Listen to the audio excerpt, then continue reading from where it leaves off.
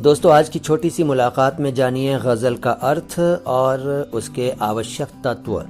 गज़ल शब्द का अर्थ है औरतों से बातें करना या औरतों के बारे में बातें करना। दरअसल शुरू में गज़ल में सिर्फ औरतों की ही बातें होती थीं, लेकिन शुरू का मतलब यह है कि तब जब गज़ल शुरू हुई थी, और शुरू कब हुई थी? लगभग 1400 साल पहले। जी हाँ, लगभग 1500 साल पहले कह लीजिए गज़ल की शुरुआत हुई थी। और कहाँ हुई थी? अरब में हुई थी। अरबी ज़बान में इसकी शुरुआत हुई थी, वहाँ से ये ईरान पहुँची और फ़ारसी में छा गई, और फ़ारसी ज़बान से होती हुई उर्दू में आई, हिंदुस्तान में आई। यहाँ तो साहब इसने धूम मचा दी और आज तक धूम मचाए हुए है।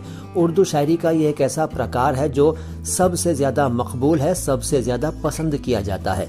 और उर्दू के अलावा अब दूसरी ज़बानों में भी गज़ल कही जाती है, हिंदी में भी कही जाती है, पंजाबी में भी कही जाती है, और बहुत सारी भाषाओं में गज़ल कही जाती है। और हाँ, मैं ये कह रहा हूँ ना, गज़ल कही जाती है, तो यही सही तरीका है बोलने का, क्योंकि गज़ल कही जाती है, गज़ल लिखी नहीं जाती।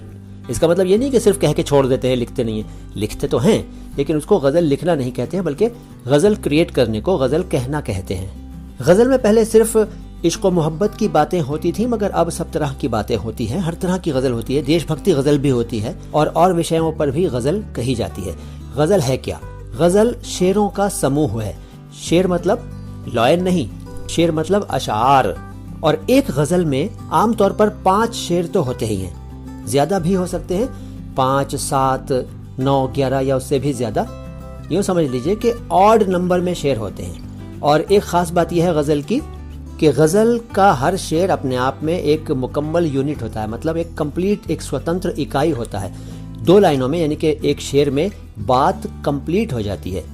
इसके अलावा गज़ल की एक विशेषता यह भी है कि इसके किसी भी शेर को समझने के लिए इसके दूसरे शेर की सहायता लेनी नहीं पड़ती।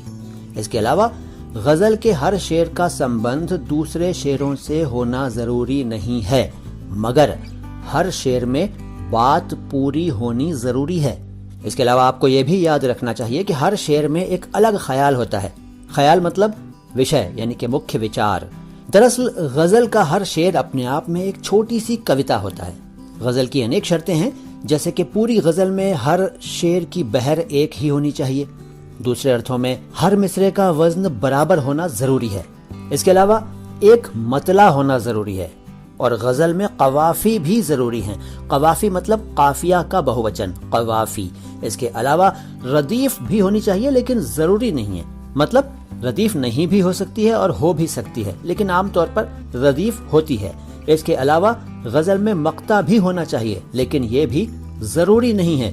मतलब मक्ता हो भी सकता है और नहीं भी हो सकता है। अब सवाल ये है कि जो लोग शुरुआत कर रहे हैं, जिनको गज़ल की ABCD भी नहीं मालूम है, उनको कैसे पता लगेगा कि शेर क्या है, मिसरा क्या है, रदीफ क्या है, मक्ता क्या है, मतला क्या है, काफिया क्या है, बहर क्या है, वज़न क्या है। तो ये सारी चीजें मैं आपको अगली मुलाकात में बताऊंगा। आज की तो मुलाकात बहुत छोटी सी है। अगली मुलाकात में मैं लेकर आ रहा हूँ गज़ल से संबंधित शब्दों के बारे में विस्तृत जानकारी। तो अगले वीडियो का कीजिए इंतजार, और मुझे यानी कि मोइन शम्सी को दीजिए इजाज़त। हमारे दूसरे वीडियोस देखते रहिए और हमारे दूसरे चैनल्स भी देखते रहिए। दूसरे चैनल्स का मतलब इस चैनल के अलावा, यानी कि माई हिंदी माई उर्दू के अलावा नो बकवास बातें खास और अल्फाज आवाज़ अंदाज पर भी जाइए। आता हूँ बहुत जल्द। सलाम हिंदुस्तान।